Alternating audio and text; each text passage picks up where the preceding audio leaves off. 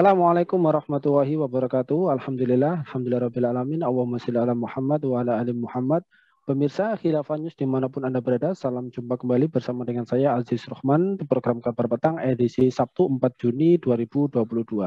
Insya Allah beberapa menit ke depan kami akan menemani Anda mencermati dan menelaah berita paling menarik dan paling populer hari ini bersama narasumber yang kompeten di bidangnya dan tentunya dari sudut pandang Islam. Baiklah pemirsa, inilah Kabar Petang selengkapnya.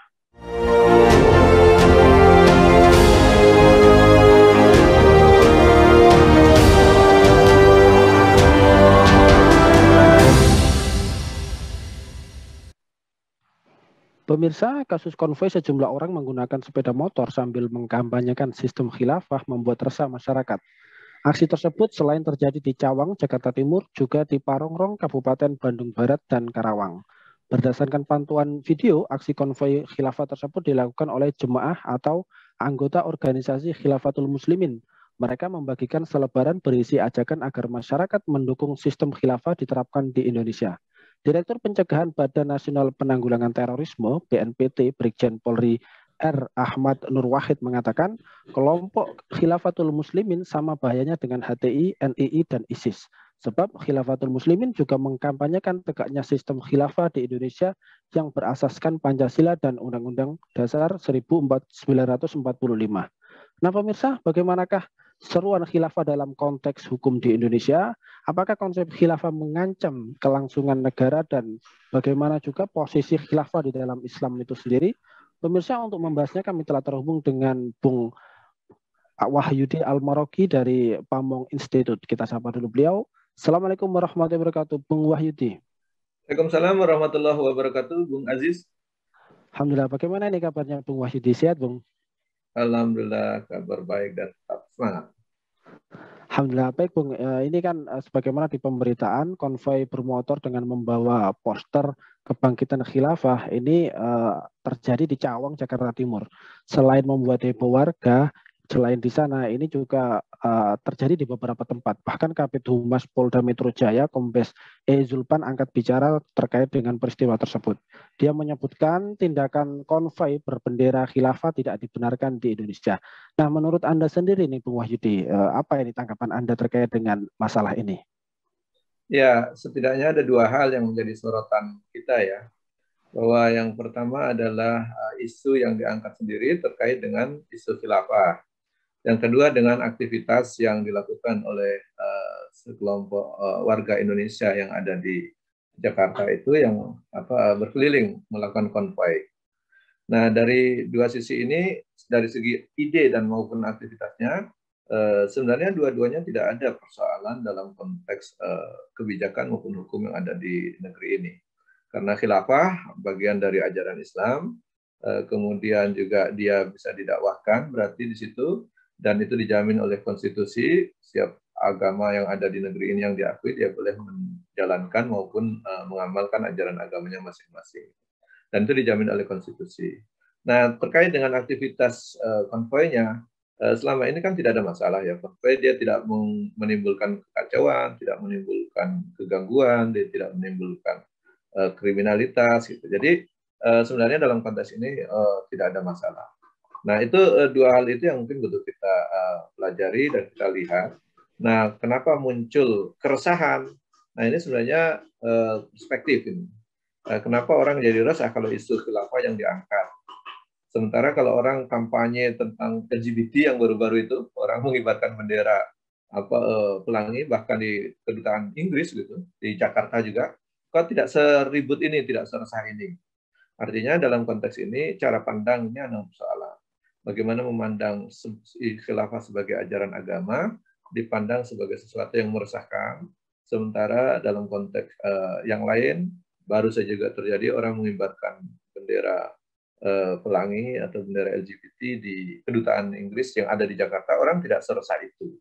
Nah, saya pikir ini yang perlu didudukkan.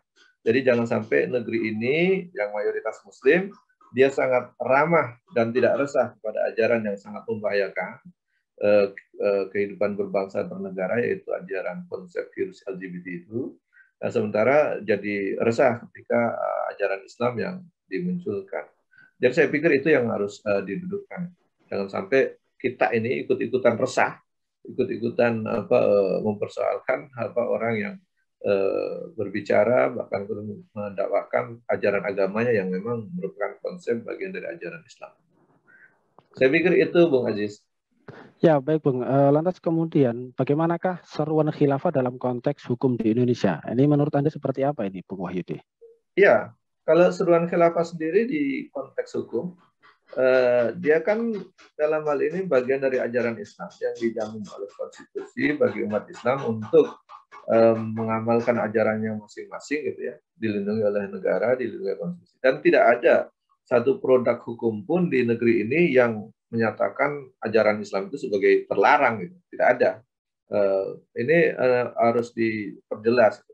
Kalau dikategorikan bahwa mengkampanyekan khilafah atau ajaran Islam di negeri ini tidak dibenarkan atau terlarang, itu persoalan tuh karena konstitusi menjaminnya. Kalaupun ada produk hukum yang dikeluarkan seperti itu bertentangan dengan konstitusi, harus segera di judicial review atau dibatalkan. Jadi sampai hari ini saya belum pernah melihat ada dasar hukum yang mempersoalkan ajaran khilafah itu. Jadi sampai hari ini ya harusnya tidak ada masalah, tidak ada landasan hukum apapun atau produk hukum apapun yang mempersoalkan ajaran khilafah. Nah, kalau ada pihak-pihak yang mewacanakan terlarang atau itu bertentangan dengan konstitusi, sehingga harusnya masyarakat ini ya harusnya kalau masyarakat saya kira mudah ya memberikan penjelasan, tapi justru produk tentang khilafah yang dianggap meresahkan itu muncul bukan dari kalangan masyarakat, tapi muncul lebih banyak dari kalangan tokoh dan para penguasa. Nah ini terutama ketika rejim ini dilaksanakan atau dijalankan oleh rejim Pak Jokowi ini, nampaknya isu tentang ajaran Islam terkait dengan khilafah, terkait ajaran jihad dan seterusnya, ini yang menurut saya selalu dipersoalkan ya, selalu dipersoalkan dan diproduksi sebagai sesuatu yang meresahkan atau bahkan membahayakan. Nah ini menurut saya tidak fair dan justru menjauhkan kita dari nilai-nilai ajaran agama. Mungkin begitu. Ya, baik Bung. Lantas kemudian ini di tengah-tengah masyarakat atau mungkin di berbagai macam media, pernyataan tokoh dan lain-lain, ini kan menyebut atau menuduh khilafah ini dituduh sebagai ideologi yang radikal begitu. Nah, pertanyaannya, apakah khilafah ini adalah sebuah ideologi? Kemudian juga apakah istilah radikal sampai detik ini sengaja dibuat tidak jelas begitu, sehingga kemudian dimonsterisasi, dikonotasikan buruk dan dialamatkan kepada Islam dan juga aktivis-aktivis kaum muslimin begitu. Ya, saya pikir ini forum kita cukup tepat dan bagus ya untuk menjelaskan hal ini. Jadi ada dua terminologi di situ, ada terminologi ideologi, ada terminologi radikal.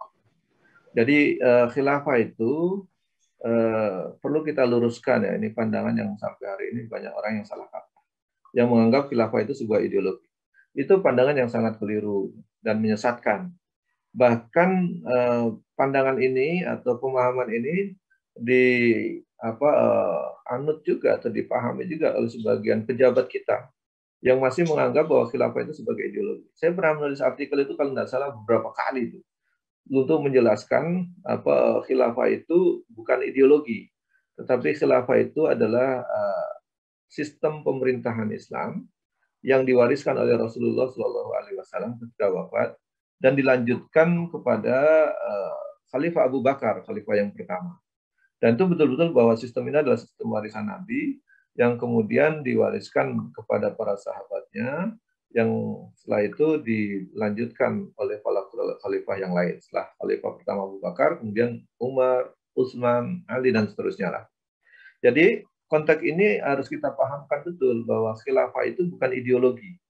Jadi tidak tepat juga kalau kita menganggap khilafah itu dihadap-hadapkan dengan ideologi, karena dia hanya sebuah sistem pemerintahan. Memang pemerintahan ini unik, dia tidak sama dengan demokrasi, tidak sama dengan autokrasi. Dan ini pemerintahan warisan Nabi yang kemudian dilanjutkan oleh Khalifah pertama yaitu Abu Bakar As-Siddiq. Dan Abu Bakar As-Siddiq itu sistemnya sistem kekhilafahan. Bukan sistem kerajaan, bukan sistem presidensial, bukan sistem republik, bukan sistem kekaisaran. Jadi sangat jelas bahwa ini adalah sistem pemerintahan, bukan ideologi, Dan saya pikir ini harus dipahamkan kepada para pejabat yang berbicara tentang ini keliru memahaminya.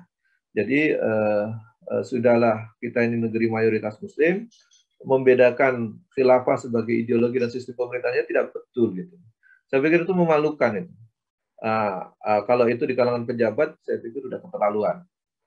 Kalau di kalangan masyarakat mungkin wajar lah orang tidak mendapatkan informasi yang tepat, mungkin tinggal kita menjelaskan. Saya pikir forum seperti itu Pak.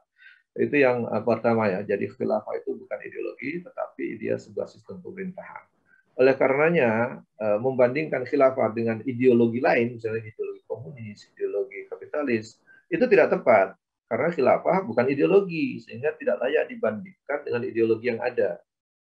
Juga kalau membandingkan sistem khilafah itu yang tepat, perbandingannya adalah yang apple to apple, adalah sistem pemerintahan yang lain, misalnya sistem pemerintahan kerajaan, sistem pemerintahan demokrasi, gitu, sistem pemerintahan kekaisaran dan seterusnya. Itu mungkin lebih cepat, lebih tepat, bahwa membandingkan sistem khilafah dengan sistem pemerintahan yang lain itu yang tepat.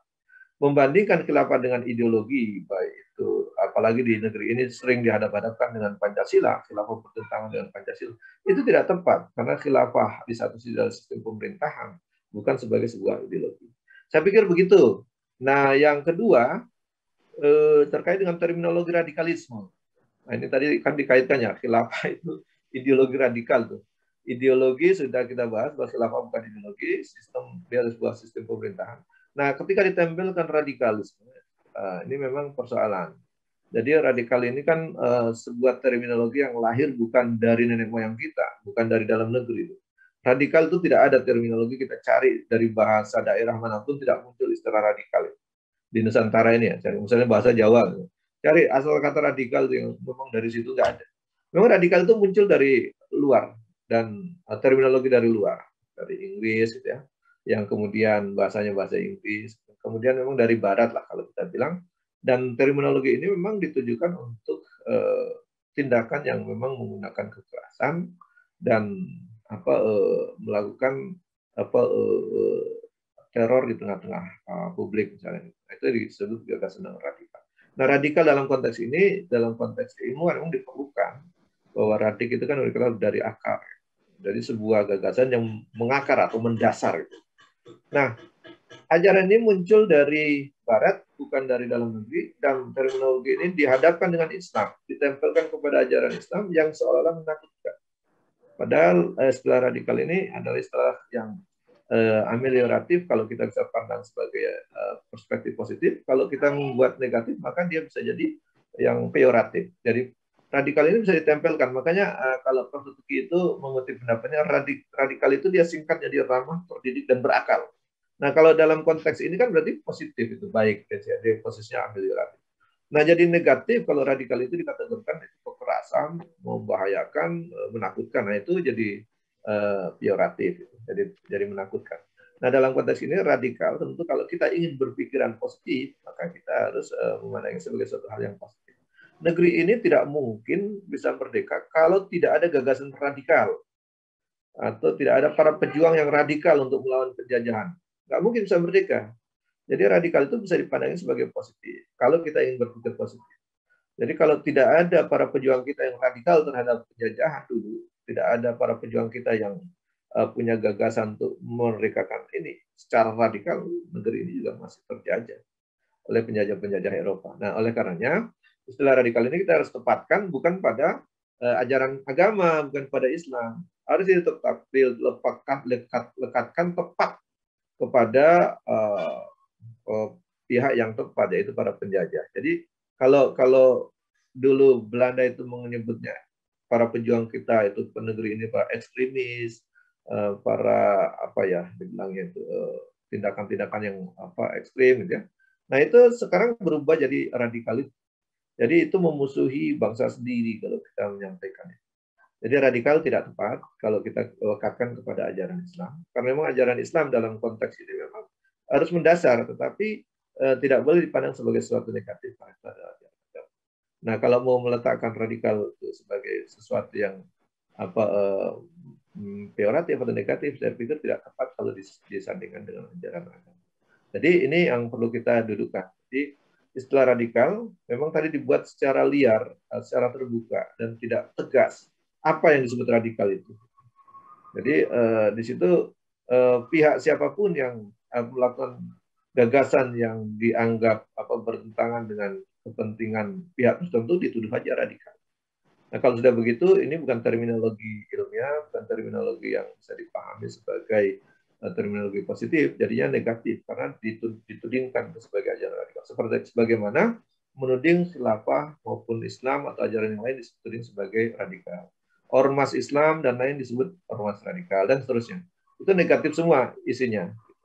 Jadi ini harus diubah pandangan. Jadi harus diubah bahwa istilah radikal tidak boleh ditempelkan kepada ajaran agama, ormas Islam atau umat-umat Islam dalam konteks dia menjalankan ajaran agamanya dengan benar. Jadi tidak boleh dikategorikan radikal atau dikategorikan sebagai yang membahayakan.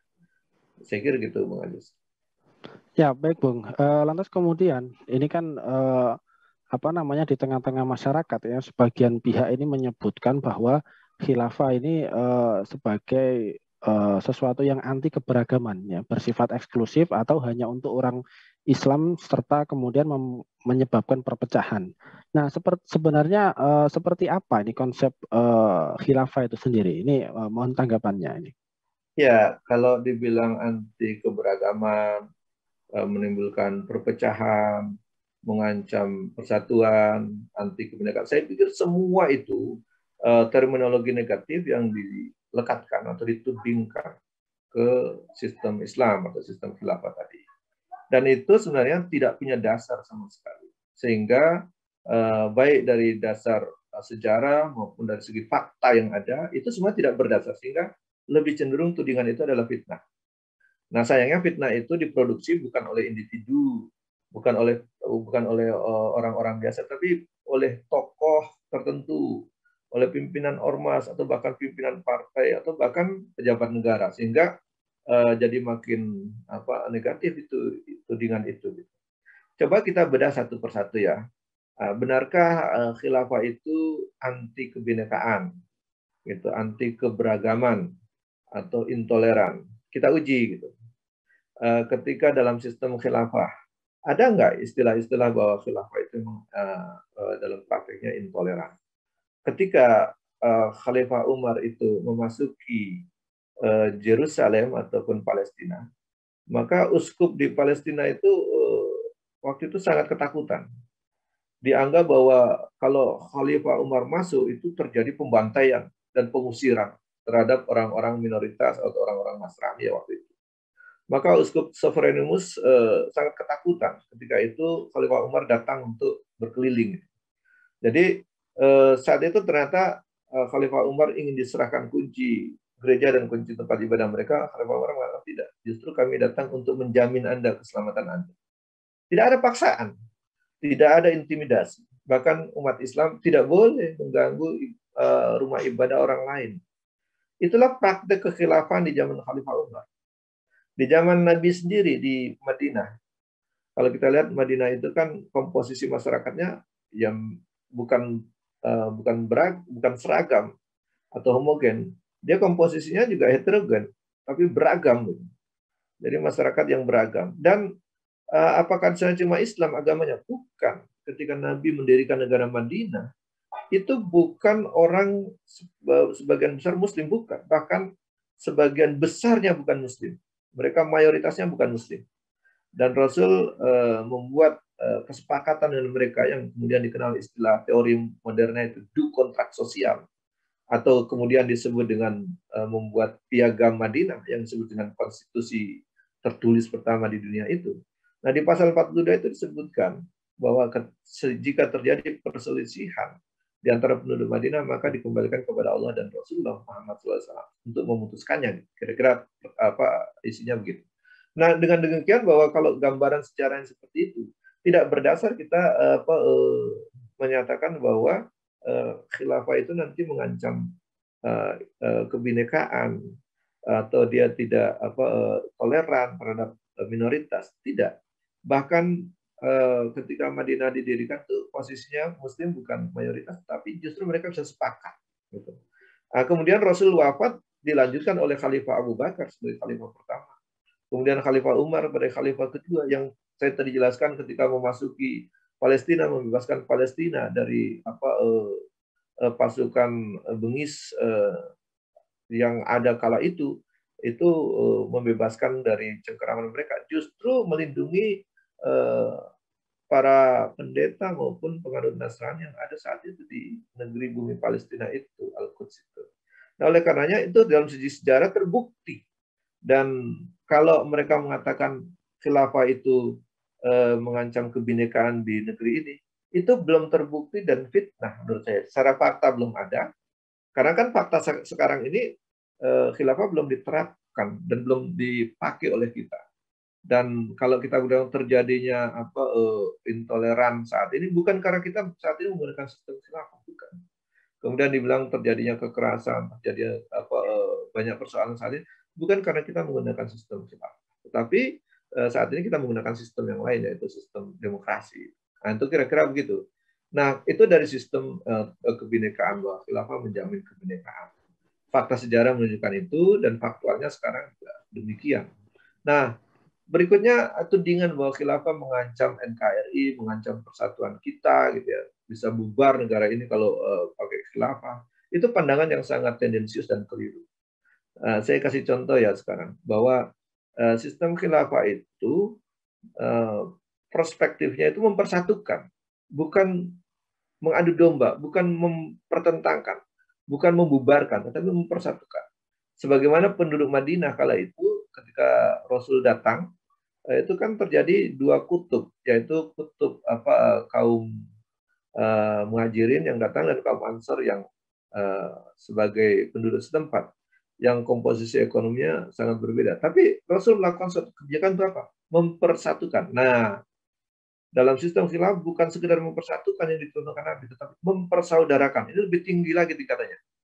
Nah, kalau negara kita ini ingin kuat dan kokoh, maka sebenarnya tindakan yang dilakukan mempersatukan, bukan malah mengadu domba antara Muslim dengan tidak, para pendukung khilafah dengan tidak, para yang toleran dan intoleran itu.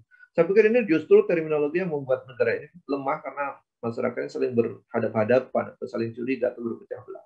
Harusnya disatukan seperti penduduk Madinah.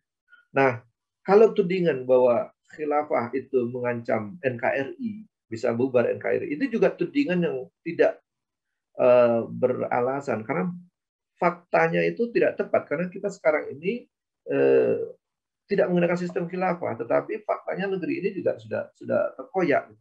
Misalnya begini, benarkah Timur lepas itu karena kita menggunakan sistem khilafah? Kan tidak. Jadi Timur lepas dari NKRI itu bukan karena NKRI itu menggunakan sistem khilafah. Jadi atas dasar apa menuding khilafah membuat NKRI bisa pecah persatuannya?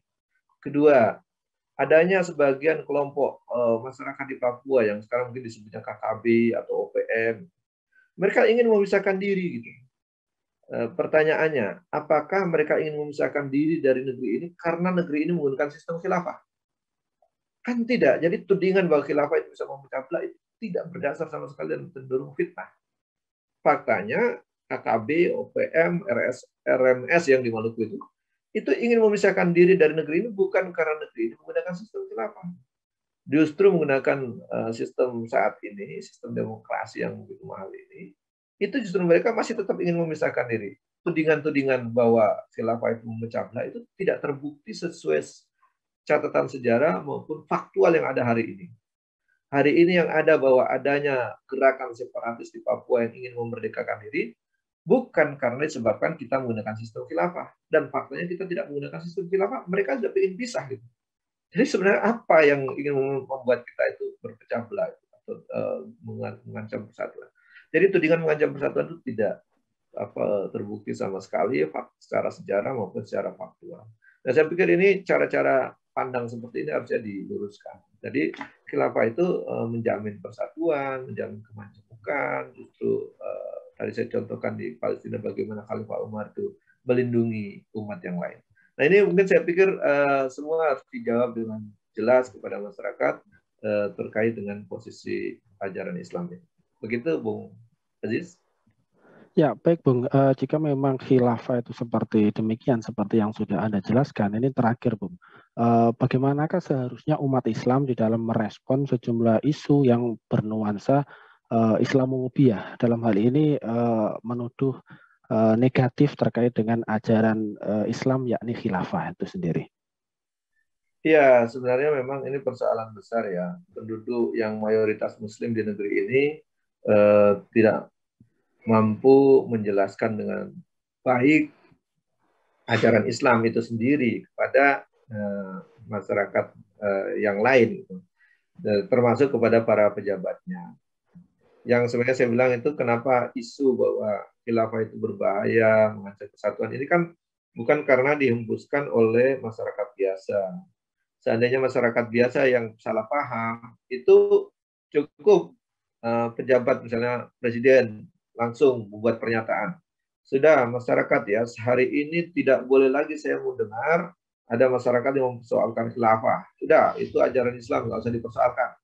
Kalau ada address pernyataan atau alamat pernyataan dari presiden seperti itu, sebagai kepala negara, saya pikir orang berhenti membahas khilafah yang membahayakan. Berhenti dia. Ini persoalannya kan tidak ada pernyataan dari pejabat yang menenangkan, yang menegaskan bahwa khilafah itu tidak ada masalah. Khilafah bagian dari ajaran Islam. Dan kalau dianggap khilafah itu membahayakan, ini perspektif yang keliru. Atau dianggap bisa melemahkan negeri ini. Tadi sudah saya jawab, dia mempersatukan. Bahkan akan menggantikan negeri ini. Juga saya sudah jawab tadi, bahwa khilafah itu tidak memperlemah. Dia justru memperkuat dan memperbesar negeri ini. Karena dalam sistem khilafah itu kan siapapun yang mau bergabung ke dalam negerinya dibolehkan dengan sukarela, maupun kalau dia ingin bergabung tentu dibuka. Jadi kemungkinan besar negeri ini menjadi lebih besar dan lebih kuat itu peluangnya sangat besar. Dibanding kalau kita mengatakan negeri ini harus harga mati, wilayah nggak boleh bertambah, itu juga nggak tepat. Jadi seandainya negeri ini sangat makmur, kemudian ada negara kecil lain yang ingin bergabung, harusnya kita terima dong, karena dia juga ingin sejahtera, ingin baik. Nah ini harusnya dalam sistem khilafah itu begitu. Kalau negara lain melihat bahwa lebih enak hidup dalam sistem khilafah dan lebih aman, lebih sejahtera, ya tentu dia ingin bergabung. Nah dibuka peluang dalam itu dan dia menjadi lebih kuat. Karena dalam catatan sejarah, sistem ini bisa bertahan dalam catatan itu sekitar 13 abad, 1300 tahun lebih. Belum ada sistem yang bisa bertahan, sistem pemerintahan yang begitu lama. Kalau kita lihat dalam sistem kerajaan memang dia lebih tua, tetapi dia pasang surut kan gitu. Dan sampai hari ini dia sudah tidak bisa bertahan, sehingga beberapa negara sistem kerajaan itu atau autokrasi itu dia mengkombinasikan dengan istilah autokrasi konstitusi gitu, atau monarki konstitusi. Jadi dia sudah menggabungkan antara autokrasi dengan demokrasi. Nah, kemudian muncullah gagasan demokrasi, tapi juga demokrasi kan saat ini begitu mahal dan begitu tidak menjawab berbagai persoalan. Ada mengatakan negara demokrasi yang terbaik, misalnya prakteknya sekarang adalah Amerika. Faktanya di Amerika itu kesenjangan luar biasa. Isu rasis di sana juga sampai hari ini belum selesai. Anda bayangkan dalam sistem Islam tidak ada isu rasis. Bilal bin Rabah, mantan budak dengan warna kulit yang begitu legam, begitu hitam, dengan ras yang berbeda, tapi dia bisa menjadi orang di ring satu pemerintah Nabi.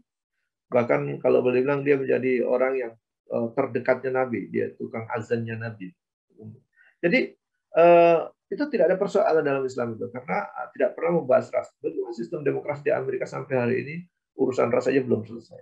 Jadi kalau saya bilang ini perlu kita jelaskan kepada masyarakat. Kendala kita adalah bahwa masyarakat kita harus lebih bekerja keras untuk menjelaskan bahwa sistem Islam itu sistem yang baik, kemudian tidak mengancam persatuan, tidak intoleran, tidak mengancam kebinekaan, tidak melemahkan negara, bahkan ingin memperkuat, bukan membuat negara ini cukup kecil saja, tapi bisa memperluasnya, memperbesarnya, membuat negara lebih jadi adidaya. Jadi kalau kita ingin menjadikan negeri ini menjadi negara yang adidaya, maka pilihannya adalah negara yang pernah terbukti menjadi negara adidaya, menggunakan sistem yang pernah digunakan. Nah, sistem negara yang pernah menjadi adidaya memang ada sistem saat ini, adalah sistem demokrasi dan demokrasinya Amerika misalnya, itu yang pernah saat ini berkuasa menjadi negara adidaya. Kedua, atau sistemnya Rusia atau Soviet, itu yang pernah terjadi dipakai Dan sistem Islam, jangan lupa, itu pernah menjadi negara adidaya yang sangat kuat. Sehingga kita bisa melihat catatan sejarah itu bisa membebaskan Eropa dan wilayahnya lebih dari 2/3 dunia bisa berada di bawah kekuasaannya. Dan saya pikir ini pilihan-pilihannya. Oleh karenanya, yang pertama harus kita luruskan, di tengah masyarakat kita harus berdakwah, menyampaikan dengan cara yang terbaik, tidak boleh menggunakan kekerasan, tidak boleh memaksa. Itu konsep Islam seperti itu. Dakwah saja.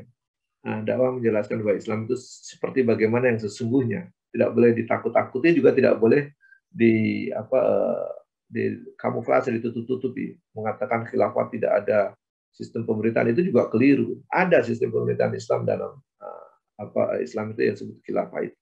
Nah, ini juga butuh kita jelaskan kepada publik. Nah, pekerjaan kita berat karena menjelaskan kepada sesama masyarakat yang mayoritas Muslim ini banyak yang belum jelas. Yang kedua, pekerjaan beratnya adalah menjelaskan kepada para pejabat yang kebanyakan mengidap Islamofobia. Nah, ini pejabat-pejabat kita ini kebanyakan mengidap Islamofobia. Begitu dengan istilah Islam, mereka sangat fobia, takut, khawatir, dan sejenisnya gitu ya. Sehingga kalau kita menyebut istilah ajaran Islam itu, wah langsung radarnya naik gitu ya, perhatiannya tinggi. Beda kalau orang yang menyebut ajaran yang lain, itu seolah-olah biasa-biasa. Makanya ini pekerjaan kita berat, menyadarkan masyarakat. Kedua, menasihati pemerintah dan penguasa yang sampai hari ini masih mengidap Islamofobia, bahkan memproduksi Islamofobia itu dengan lewat mulut-mulut mereka, lisan-lisan mereka, bahkan kebijakan mereka. Nah, ini yang harus kita selalu memberikan nasihat, mengingatkan mereka. Nah, pekerjaan dua ini memang cukup besar, cukup berat, tetapi harus kita laksanakan, kita jalankan supaya masyarakat ini jadi paham tidak memusuhi Islam, tidak membenci Islam, kemudian mereka bisa menerimanya dengan baik. Yang kedua, kepada para pejabat, jangan sampai mereka mengidap Islamofobia, ketakutan, sehingga memproduksi ketakutan-ketakutan baru kepada Islam, menakut-nakuti masyarakat dengan istilah-istilah yang tidak tepat, menakut-nakuti masyarakat dengan pemahaman yang memojokkan Islam, mengatakan khilafah berbahaya, khilafah radikal, Islam ajaran yang radikal, dan seterusnya. Saya pikir itu pernyataan. Kedua, jangan sampai mereka memproduksi juga kebijakan-kebijakan yang bertentangan dengan Islam, termasuk juga mereka mengeluarkan aturan-aturan yang justru memojokkan Islam, gitu, atau menyulitkan umat Islam. Nah, ini saya pikir pekerjaan kita terus harus kita lakukan agar negeri ini bisa memahami dengan baik.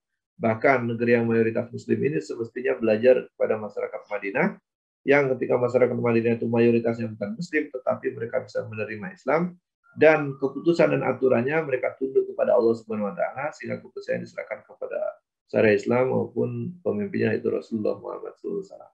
Nah, saya pikir negeri ini yang mayoritas Muslim semestinya justru tidak boleh ada Islamofobia, tidak boleh juga takut pada hukum-hukum Islam, tidak boleh juga menjauhi hukum-hukum yang Allah turunkan atau bertentangan dengan Allah. Justru harus kembali mendekat pada takwa kepada Allah.